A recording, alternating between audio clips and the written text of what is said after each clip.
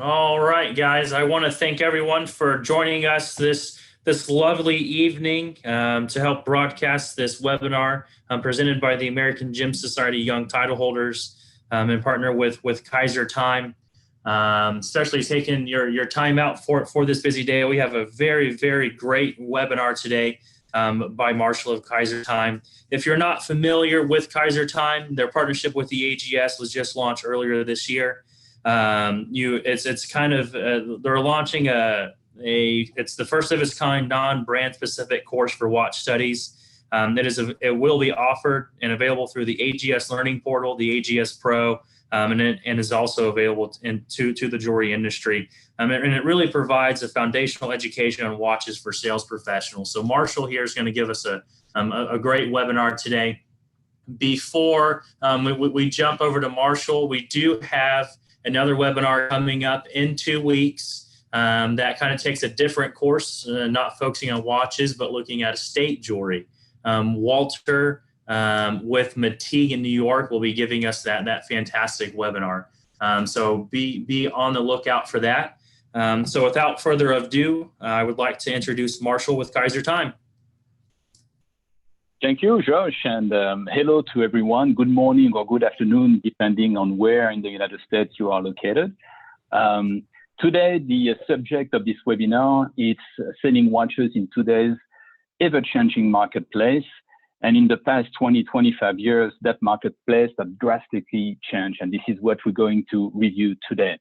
So as Josh mentioned, and thank you for this introduction, as you may notice by my accent, I'm not exactly from the neighborhood. I was born across the Atlantic, moved to New York 28 years ago, had the chance to be working as a sales professional early on at Tourneau Watches.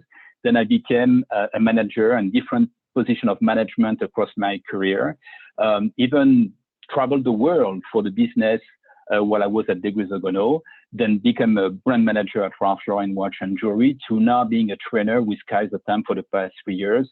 As I realized during my visit to retailers and the brands that a lot of the time, the sales professionals who are the very first ambassadors representing a brand needed to have more than just the product knowledge. They needed to have an overview of the industry and getting also some kind of tutoring on customer approach.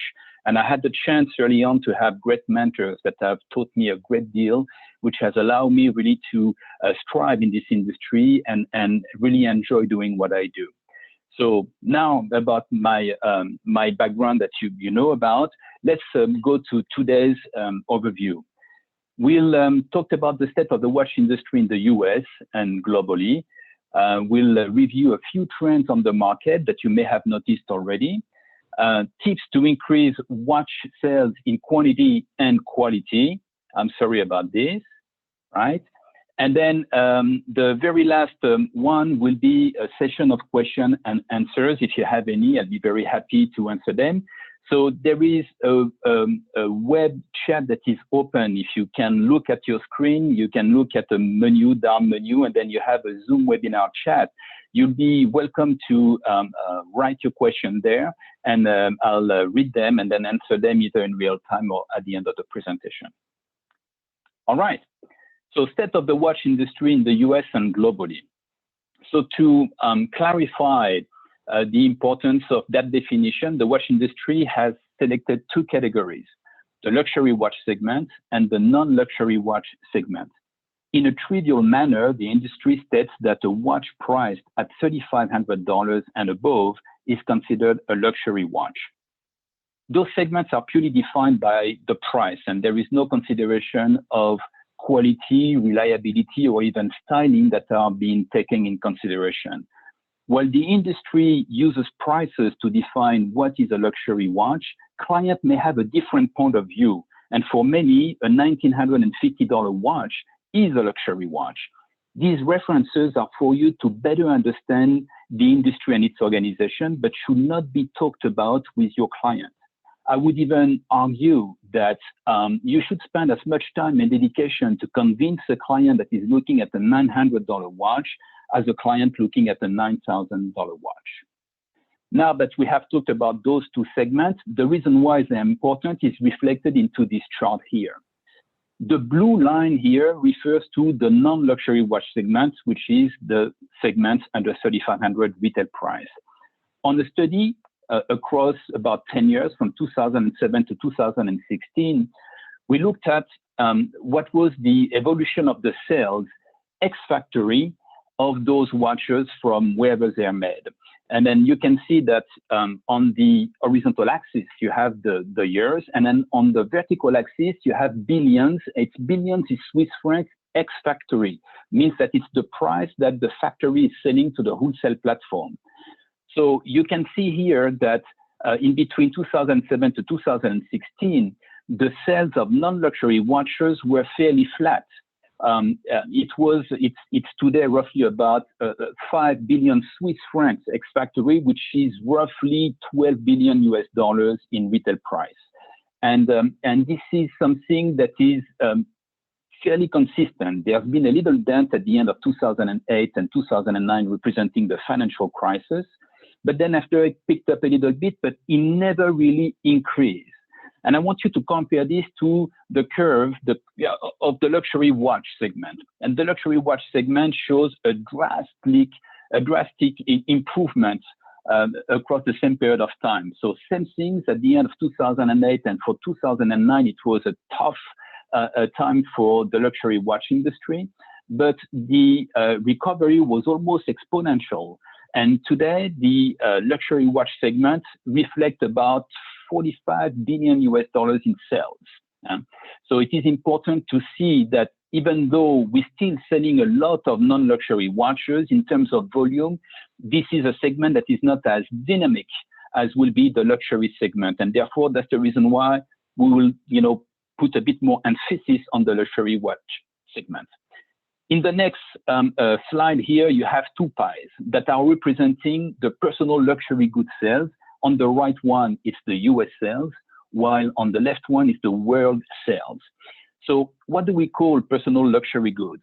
Those are goods that you can carry with you or wear on you. Arguably, the luxury industry incorporates a lot of different categories, going from real estate, private jets, yachts, and then up to the watch industry. But the personal luxury good is really the goods that you can carry or wear with you. So fashion, shoes, leather accessories, or small accessories such as pen, lighter, etc., the cosmetic and the fragrances, the jewelry, and of course, the watches.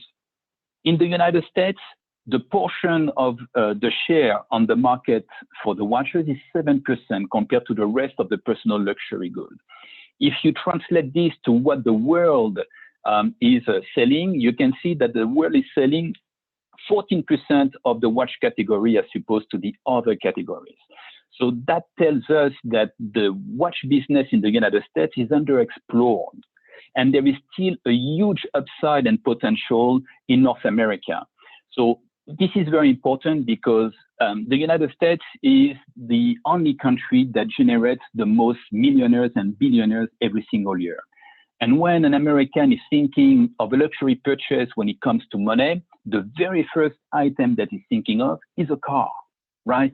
Trying to change that off-college Toyota Corolla for a Mercedes 300. That's what we have in mind. But I know that this car is yours when I see you in it. You cannot bring your car in a hotel room or around the pool. However, a watch can be worn for any opportunity at any occasions. A watch can say so much more about you socially than a car would ever. So think about this whenever you're facing clients. You have to look at the watch business also as a social tool to just, represent that customer for who he is in society. So very, very important upside in North America in the watch industry. Let's review a few of the market trends now. So here too, we can distinguish two categories of trends. So the first one would be the trends connected to the product, the style, or the technology. And the second one would be behavioral trends. Often the first is influenced by the second. Point in case, the connected watch. That's a trend that we've observed for the past few years. Apple decided to launch a watch called the iWatch, which is connected to your iPhone. And then for the first 2 years, the sales of the iWatch were underwhelming. Apple actually was not meeting the expectation with the sales. This year, today in 2018, I believe will be the first year where Apple will sell more iWatch than the Swiss industry will sell luxury watches in the world, right? So this is something that is taking more and more importance as we go. And like it is often the case in the watch industry, the watch brands have been kind of slow to respond. And here you have two categories of response. The first one, which will be the brands that do not want to invest into developing their own connected watch, but want to be part of that market.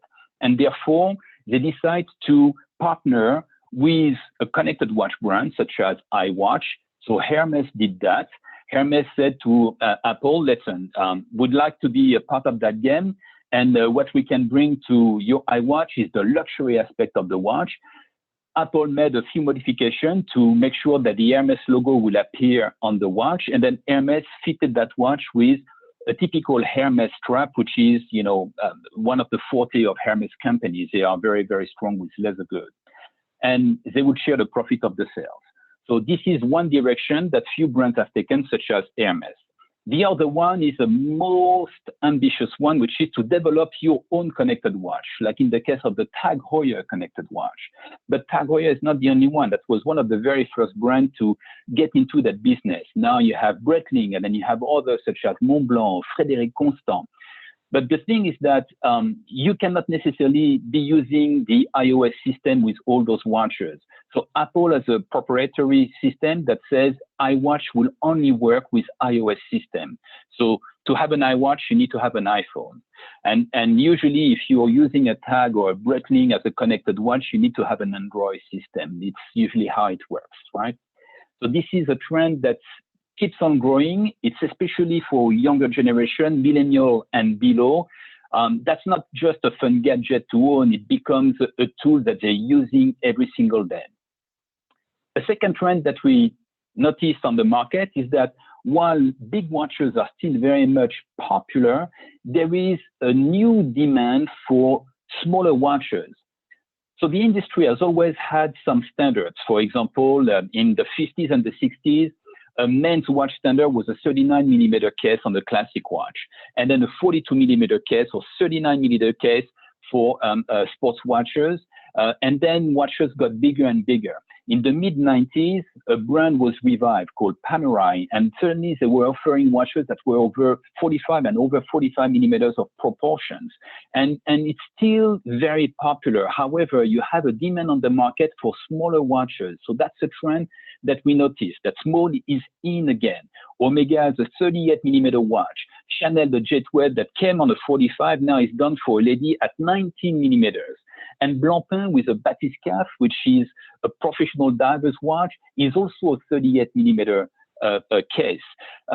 That's a little bit counterintuitive because a professional diver's watch is a watch that you want big for the purpose of being legible, in deep sea whenever you decide to swim or to dive with it. And here they decided to make a small one because they also know that most people buying professional diver's watches aren't really using them to dive with.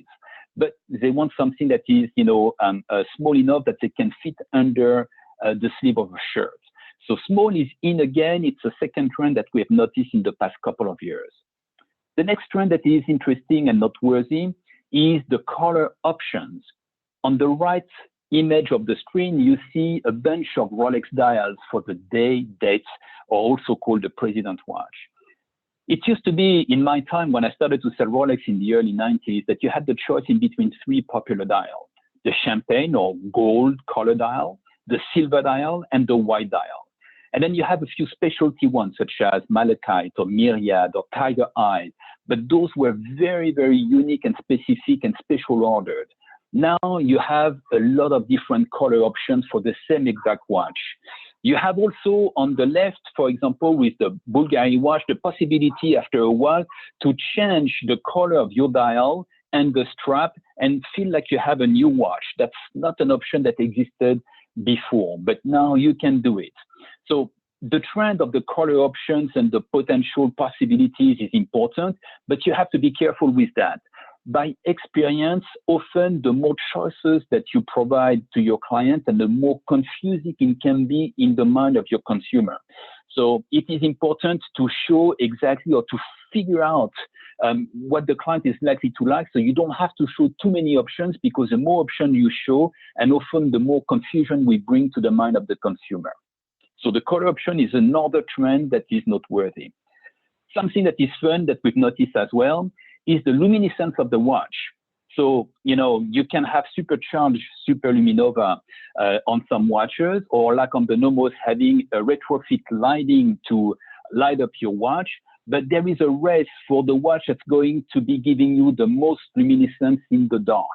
That's another trend that we have noticed, especially with sports watches. Another one that is noteworthy is the fabric and canvas strap used in the watch. On the top left, you have a very popular Tudor, the Heritage Collection that Tudor has released now with a camouflage canvas strap.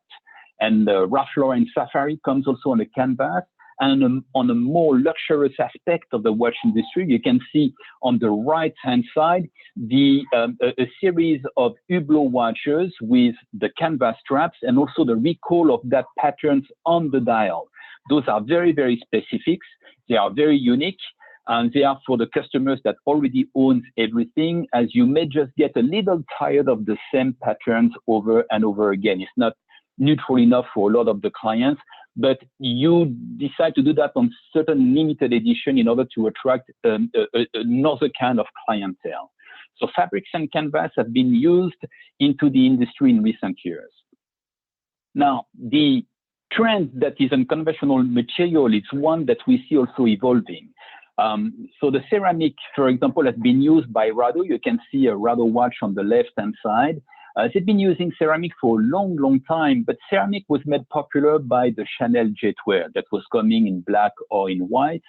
And then suddenly ceramic, took a different dimension. And every brand now has either a ceramic watch or a watch with ceramic components. A pointing case, Rolex, for example, has released, and it's very popular right now, professional watches with a ceramic bezel. So ceramic is something that takes also more and more power in the market today. The carbon fiber is also something very important to notice. So it used to be that you had accent carbon fiber, which are fibers of carbon that are woven into each other, giving an impression to a very, very sporty looking watch. Carbon fiber has the property of being very, very resistant and very light, reason why it's used into the sports automobile industry. And now you have carbon fiber cases, like on this Tempest watch here that you have in the center. So carbon fiber is another material that takes over step by step. And while you still see a lot of watches sold in stainless steel or in gold or in steel and gold combination or platinum, which will be a very precious metal, you also have some new material, a little bit funky, that are also very popular, such as carbon fiber. And then another one that we notice with a few brands is the sapphire crystal case. You have an example of a Bell & Ross BR1 that is a sapphire crystal case. Unlike the carbon fiber and the ceramic that have real mechanic property that are used for specific reason, having a sapphire crystal case has no other reason than making it look beautiful and unique. But it's not really much stronger. In fact, sapphire crystal will be scratch resistant, but will be a bit more sensitive to shock. You may break sapphire crystal if there is a shock too heavy on the watch. So here in the sapphire crystal case, it's a trend that shows the uniqueness of the watch, but doesn't have any practical reason to be. Another important trend that I want to bring your attention to is the vintage. Vintage real or brand reissued. So the real vintage are the watches that were produced in the 30s, the 40s. If you hear some noise behind me, it's because next to my office there are some construction currently, so I apologize in advance for that.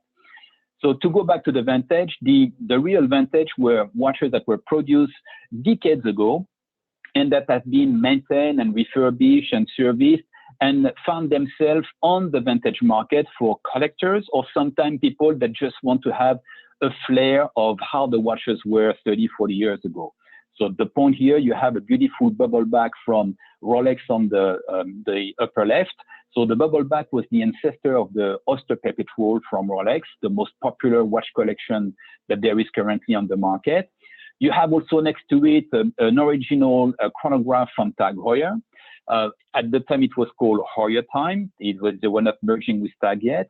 You have a constellation from Omega. For those who know the Omega collection, the current constellation design has nothing to do with the design from 3 decades ago. And then you have an Art Deco type of Longines on the right. So since there is a demand for vintage-looking watches, brand decided to look in their history and then relaunch a little bit some of the landmarks that have made their watch popular. Very much like the car industry. So if you look at today, you're going to see in a very I would say often on the road, you're going to see the Ford Mustang or the Dodge Challenger or the Chevrolet Camaro.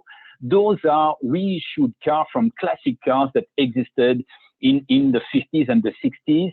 And simply because there is a big demand for muscle car, but with a more modern and contemporary look, the watch industry has done the same thing with some of their landmarks, such as IWC with the Portuguese collection and an edition called the F.A. Jones, named after the founder of IWC. Next to it, you have an heritage watch that is a replica from an original heritage Tudors. And then next to it, you have the Rail Master from Omega, recognizable with the minute hand that has an arrow tip. And then again, next to it, you have the Zenith Pilot watch on a very specific leather strap that was very popular in the 50s. So the brands tend to go and satisfy customers again with some reissue of vintage look watches, as the vintage market, the real vintage market, is becoming very, very active. The brands want to be part of it as well. So vintage, real, or brand reissue is a very, very big trend that already took place some years ago, but is very, very strong right now. Now, the customer behavior. So more than a trend, a drastic change took place in the past 20 years, a shift in customer behavior. Ever since the introduction of the internet, now widely used by everyone when social media and blogs, clients have the opportunity to know just as much as we do. So the importance to be very savvy about this industry is paramount to your success. Clients really don't like to talk to someone that has just a superficial knowledge. You have to make the efforts to know as much as you can about the brand you carry, but also the brand you do not carry, in order to have a larger picture of this industry and feel totally confident to answer any type of questions with your clients. And this is very important. We always have a little time in between two clients, and now with those tools we have in our disposition, such as a tablet, for example, it's easy to go online and then to go to the website of the brand and to read some blogs and then to learn from those, because clients are doing that. When they come to the store and they talk to you about a specific watch, chances is that they've done their homework. So the customer behavior has drastically changed from what it used to be 25 years ago. Back then, sales professionals were real consultants. They could sway a client and guide that client towards making a decision on a watch that would be appropriate for their desire. Today, a client comes to you mostly with a pretty accurate idea of what you're looking for. They know what they want. And while you can still sway a client, it's a lot more complex to do it in today's environment. So be aware that the customer behavior has changed. You need to understand it. You need to be able to respond it in real time with the proper argumentation. Let's look at some tips now to increase your watch sales, not only in quality, but also in quantity. So most of you will have the possibility to sell watches from different brands that you carry in your stores, but there is no one store that carries them all. And therefore, you may have a client from time to time that's going to come to you and ask you for your opinion about a watch that you carry from a brand you carry to a watch that is from a brand you do not carry. So rule number one, never put down the competition, because you do not know whether the client already owns a watch from that specific brand, or if he's seriously considering it, in which case you do not want to put down his taste. He's looking for something You have a watch, and what you should tell this client, well, this is a very interesting choice. And while this brand that you don't carry is a fine brand, let me explain you why the benefit of this watch that you have right in front of you will be very good for what you're looking for. And you have to sell the benefit attached to the client, but don't put down a watch you do not have in order to sell the one you have. Clients don't respond very well to this type of argumentation. The second tip will be to observe your customer and his body language. So this is absolutely key because you don't have a lot of time before you either engage the customer or the customer comes and asks you a question to figure out who the customer is really. And you can get tons of information by observing with detail the customer. So sometimes you can see the watch he's wearing. Sometimes you can see a pair of earrings or bracelet. You would recognize the brand or the made or the material, the combination of material. If you can't see any of that, so just simply observe the fashion, observe the shoes. So I have a funny story about a client years ago while I was working at Bulgari. A young woman, it was a very hot day in New York, and then she didn't have any watch or jewelry on. Actually, she was just coming out of the tennis sessions, and then she stopped by in front of the window, decided to come into the store. She didn't have anything to give me any idea of who she was other than a pair of sandals that were somewhat high-heel sandals, and I recognized the leather. It was python skin, snake skin, which, by the way, is very controversial because prohibited in California, but allowed in other states. For corporate governance reasons, brands now have decided to mostly do without the python, but it used to be very, very popular in the late 90s. And I look at her shoes and I said, I don't know anything about shoes, but I can notice that you have python skin on it. And she started to talk to me about the fact that the less amount of leather, the more expensive the shoe. So while she's ranting about the shoe, I'm showing my interest because I knew nothing about women's shoe, and I still don't, by the way. But it was a way for me to kind of engage into a conversation with the client. And good enough, after she finished to complain about the price of her sandals, she started to ask me a question about a watch. And she didn't buy a watch right then and there, but she came back and bought later on. So observing the customer and his body language is very important. The body language, because if you're not interacting with the client right away, the fact that the client is standing in front of one or two showcases will tell you what they are really interested in. The way that they are looking at the product then will give you an indication on how you can engage that customer. So observe customers, what they're wearing and their body language can give you a great deal of information. Another tip is to build a trusting relationship with your client.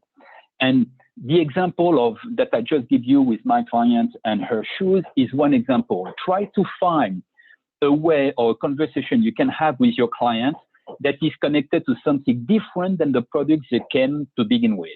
Because that way you can start to develop a trusting relationship and then somewhat of a comfortable relationship with this client before getting into the product that they came to look at.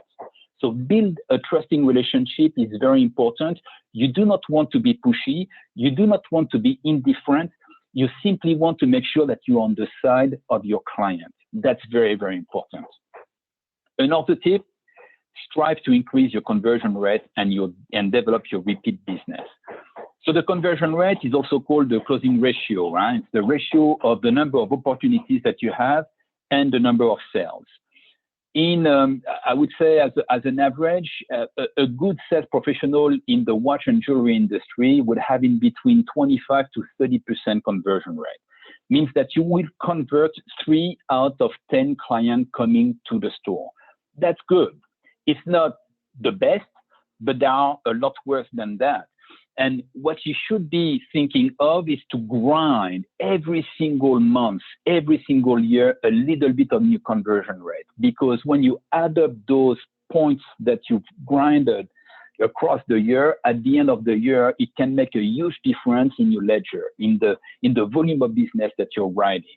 So conversion rate is something that is important, but don't wait until a manager is telling you what your rate is. You have to keep track of that rate yourself. You have to have a little carnet where you consign all the information about the client that you've dealt with and then the number of sales that you've made. And that will give you in real time the dashboard that you need to follow to increase your conversion rate. That's very, very important, the conversion rate. The second part of it is the repeat business. The repeat business is the holy grail in any sales configuration. Whenever you have repeat business, it means that you have succeeded in something, right? And repeat business is not only the client that came to see you once, that bought from you and keeps on coming back to buy from you. It's the client that will advocate for you. It's the client that's going to talk to his family, to his colleague, to his friends. And they're not going to say, you should go to Watch and Jewelry Wonders of the World to buy that watch. They're going to say, you should go see my friend Joe at the Watch and Jewelry Wonders of the World, because Joe knows best. I bought all my watches from him. Okay, it could be Juliet, it could be Joe, it could be anybody, of course, but repeat business is really what makes a difference. I'll give you many examples where in the middle of March, which is usually a very, very slow month for our industry, we're struggling to put two sales together. And then suddenly you get a phone call from a friend of one of your clients saying, I'm tired of listening to my friend bragging about the watch that you sold to him. I want to shut him up. It happened to me. I want to shut him up and buy the same watch. Could you ship it to me in the middle of March? And you're not expecting this. And yet that's the repeat business that's getting organized step by step. You should really put a big accent on the repeat business. And then to come back to build a trusting relationship with your client, that's the beginning to build up repeat business. And repeat business is the holy grail. You should strive to get in between 25 to 30% of your production yearly done out of repeat business. Very, very important tip. The next one will be to overcome objection with self-confidence. Now, self-confidence is not necessarily something easy to acquire, but it comes naturally whenever you know just as much as your client. Reason why, again, I think it's important for you to self-educate by, going on the brand's website, by learning the trends, by trying to figure out the connection between some brands and what they've done in the past to what they're doing right now. Why is this watch that popular, etc. That will give you a great deal of information to be self-confident in answering any type of question to your client. But something very important that I've done, which is a no-no. And because I've done it and I told you it comes back to bite you, never make up an answer. If a client is asking you a question, you don't have the answer, just don't make one up. Just tell your client, that's a good question. Let me figure it out for you, and then try to find the answer. But don't make anything up in our industry, because you don't know who the client is and what is level of knowledge about the question he just asked you. The last tip that is important to me is to approach your role as a sales consultant with passion and enthusiasm. You have a lot of people that are sales professionals by default. And clients have learned that often in sales, it's what you do whenever you fail at everything else. Well, that could not be further from the truth. I can tell you that whenever you approach your role with passion and enthusiasm, it's contagious. Clients want to deal with people that are happy, passionate, and enthusiastic. They don't want to deal with people that are just, depressed, because it shows right away. And I have enough problem as a client as it is for me to just deal with somebody that is projecting his or her problem on me. Therefore, you have to show that you are passionate and enthusiastic. Even though that day you may not feel like it, you have to condition yourself and take your role as a sales consultant with passion and enthusiasm. So that said, we're coming to the very last part, which are the questions. So I have my little dial box here open, and I'm sure that you may have some questions you'd like to ask. So you're welcome to do so if you have any.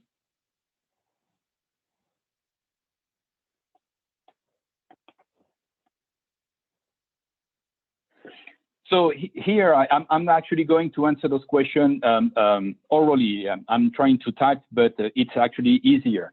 So to the question, which are the top 5 brands that are found worldwide and as opposed to the US, they're pretty much the same worldwide, including in the US. So you have, of course, in terms of quantity and popularity, you have Rolex. But in terms of know-how and innovation, you have brands such as Patek Philippe, you have Vacheron Constantin, Audemars Piguet, Breguet. Those brands not only have a lot of legacy and history, but they also have marked the industry with innovation. For example, Abraham Louis Breguet from the Breguet brand is the one who created the tourbillon escapement watch, and is the one who perfected the minute repeater or the automatic watch in a pocket watch in the late 18th century. So I would say that the top watch in terms of quality and recognition will be classic watches such as Patek Philippe, Breguet, Audemars Piguet, and Vacheron Constantin. But in terms of popularity, of course, nobody beats Rolex. Rolex manufactures roughly between, I would say, 900 and 1 million watches every single year, and they sell them all. And right now, when I visit some of my clients, they have a lot of shortages into some item in their collection. So those are the situation in our industry today. So next question from William. I used to be sales rep. We're a great source for information, and that seems to disappear. It is all the information we need to sell on the website of the manufacturer. So yes, you can get a lot of information about the technical aspect of the watch, to answer William Frost's questions. There is things that you cannot find online, which are what I was trying to give you a few tips about, which is customer approach and relationship with your client. The function of a sales professional, a good sales professional, is one that can balance and manage to have equal amount of knowledge on the technicity of the product and the understanding of the industry, and the approach of the client, which is more psychological aspect of what we do. It's important. So for all the technical information, you may find that in the website of the brand.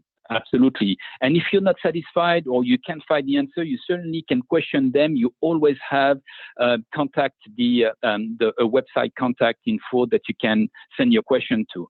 But you could also participate to blogs.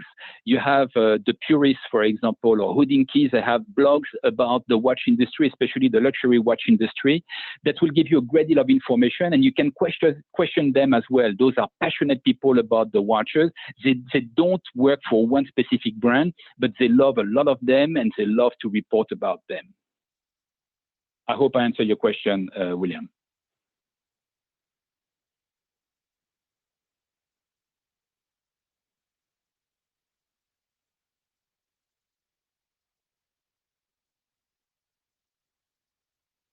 Any other question?